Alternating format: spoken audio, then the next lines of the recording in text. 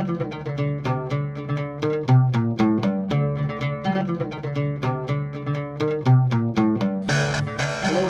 the Sci-Fi Christian. I am Ben DeBono here to talk to you about the fourth adaptation of Hamlet that I have watched. One more to go. If you want to see the other adaptations, my reviews of those, you can go back into the YouTube archives. All of them are called Watching Hamlet, just like this one is, and you can check those out. So today's was the 2000 Ethan Hawke version. He was not the director, but he was the star of the film. And this one's a little different. This was probably the one I was most, going into it, knew the least about and was most uncertain what I was going to get. I knew that it was set in modern New York, where Denmark was a corporation instead of a company. But beyond that, I didn't know anything going into this. I didn't know, if it used the text of the play, or if it was just an adaptation of the story, or what it was going to be. So what this is, now that I've watched it, I can reveal those answers to you. This does use at least portions of the text of the play, certainly by no means the whole thing. This actually clocks in at a little bit under 2 hours. It's about an hour and 50 minutes, maybe an hour 45 if you knock off the credits there. So quite a different from the Brana 4-hour version. You think if that included every word of the play, this probably has about half of them. So very, very different. Denmark, like I said, is a corporation. Elsinore is a hotel instead of a castle. Fortinbras is not coming with an army, but is rather positioning himself for a corporate takeover. Instead of players who come and put on a play to trap Claudius, Hamlet goes to Blockbuster Video and rents a bunch of movies. Yes, this movie is wonderfully late 90s, and edits the different scenes from these movies into the play to try and get Claudius to unwittingly confess his guilt. The ghost of the old King Hamlet first appears on a CCTV monitor. On and on it goes. And this is part of what worked for me in this adaptation, is that those are not minor differences, those are substantial differences, and it manages to convey all of that without changing the lines or dialogue from the play. In other words, it's not as though it takes, Shakespeare's speeches and then inserts references to Blockbuster Video. All of that stuff is conveyed visually in the film. We find out what we find out about Fortinbras by when Claudius is giving his speech at the beginning. He holds up USA Today, where we see the headline on it about Fortinbras, and we get the whole story that way. And it's really effective to me. It worked. It really did work. Let me just say, I understand why people don't like this movie. It's not a great adaptation. I'm not even going to claim it's a particularly good movie, though I enjoyed it, probably more than it deserves. But it worked for me. This is not a movie you should watch if you're not familiar with Hamlet, or if you just want to watch an adaptation of Hamlet. For both those, I'd recommend Brana. But this is a movie where if you're a fan of Hamlet and you're looking for something off the beaten path, I think it's going to deliver. It certainly did for me. It's definitely open to the charge of being a gimmick.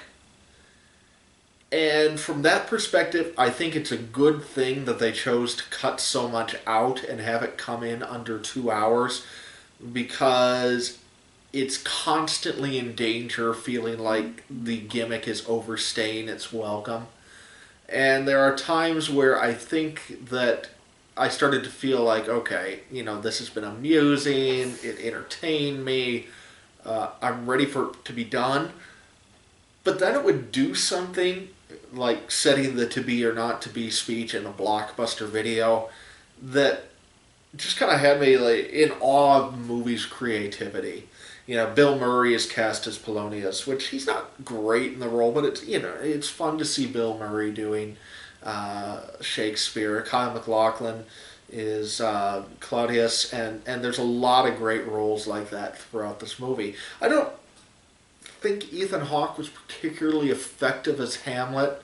This is very much emo teenage Hamlet, but yet it kind of works in terms of this movie, at least in terms of the setting and what they were going for. I thought he was fine for what he did. So you could really nitpick this thing. It's very flawed as an adaptation, which is going to come with the territory when you're going to chop up Hamlet to under 2 hours. But given that, you know, at this point, what in my watching the series, where I've now watched 4 Shakespeare or Hamlet adaptations in a couple weeks, I was really ready for something different, and this absolutely delivered that for me. You know, I can't necessarily say I recommend it, except under those very specific conditions that I gave. The one thing I would say about this adaptation that it does do uniquely well is it really changes the game on the whole relationship between Hamlet and Ophelia and her eventual suicide and what leads her to that. So I feel like my impression from reading the play, my impression from watching these other adaptations, is that Ophelia's mind is essentially broken by Hamlet going back and forth and back and forth. And, you know, especially in the Mel Gibson one, I talked about how the get lead to a nunnery scene, which is the best scene, probably the best scene in that movie, in a fairly weak movie besides that. It's just brutal, and you watch him just kind of break her down, and great acting in that scene. And he really comes off as the bad guy in that. This adaptation did something really unique where it turned the tables on this, and again, without changing the dialogue, put Hamlet as the victim of that relationship and Ophelia as her own aggressor in some sense. So the get to lead to a nunnery scene is played very differently here. It's Hamlet speaking to her with a lot of love and a lot of compassion, and Ethan Hawke plays it in such a way, and Julia Stiles, who plays Ophelia, responds to him in such a way where you feel like he's trying to take care of her and that he's sending her there for her own protection, which is a very valid reading of that scene, although one I hadn't considered before. But you know, thinking about it, it absolutely works. And so they're having this scene, and then things start to get physical a little bit with them, and he notices that she's wearing a wire under her shirt, which within the context of the play is, of course, planted there by Polonius and Claudius. It's, you know, instead of them hiding behind the curtain or, you know, where whatever they're doing, or hiding in the next room, as they are in that scene in the play, they're listening in on a wire.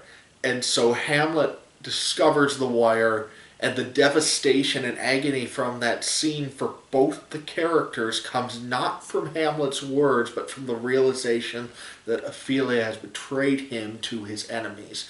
Puts that relationship in an entirely different light, and really well done. It's by far, in terms of, I mean, there's really creative things throughout this adaptation, but by far in terms of helping you see the play in a new way, that's the moment that really stands out to me, where they did something different. So, how am I going to judge this one? Well, I've been thinking about it. I watched it last night, and I've been thinking about it. And the way I kind of look at it is that it's open to the same charge the Mel Gibson one is, in that it really chops up Hamlet. The difference in my mind is that this chops up Hamlet and cuts a ton out and restructures it towards interesting ends, whereas the Mel Gibson one still feels like it wants to still be a genuine adaptation of Hamlet. And that's where that becomes a problem for me. This feels like it's aware that it's not a genuine adaptation. It's not trying to be.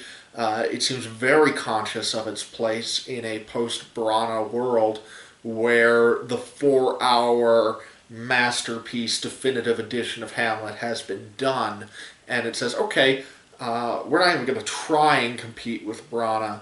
We're going to do our own thing, and yes, that's going to require us to cut up the play, and a lot of people aren't going to like it, but we're going to do our own thing. We're not going to apologize for it, and we're going to wear that on our sleeves. And I saluted for that. I think it's what they needed to do, especially this is, what was Brana, 94, 96? I think 96, so this is not even 5 years later. So for Hamlet fans going into the theater, or even for me watching it just a few days later, there's a sense of, okay, Brana just dropped the gauntlet, what are you going to do? And they say, okay, we're not even going to compete, we're going to do our own thing. And whether or not that works for you is a different conversation. It worked for me, and I like that. Whereas Mel Gibson's version, when I watched that, and I finished it, it was, okay, there's some things that worked, there's some things that didn't. I don't know, it wasn't quite there. And then I watched Brana's version, I just feel like that obliterated the Mel Gibson one. I felt like those two had very similar goals, and that one is just obliterated by Brana's achievement.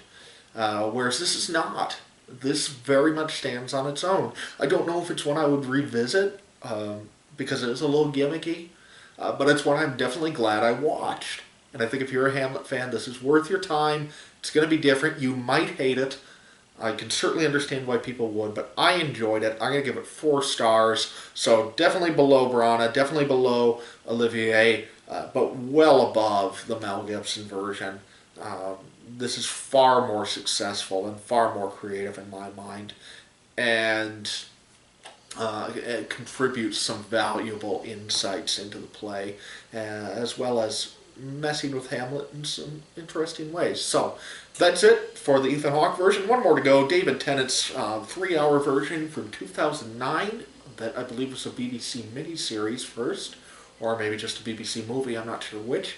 So I will watch that in the next several days, and we'll get back to you and wrap up the series within a week. But for now, I am Ben DeGono. This is Sci-Fi.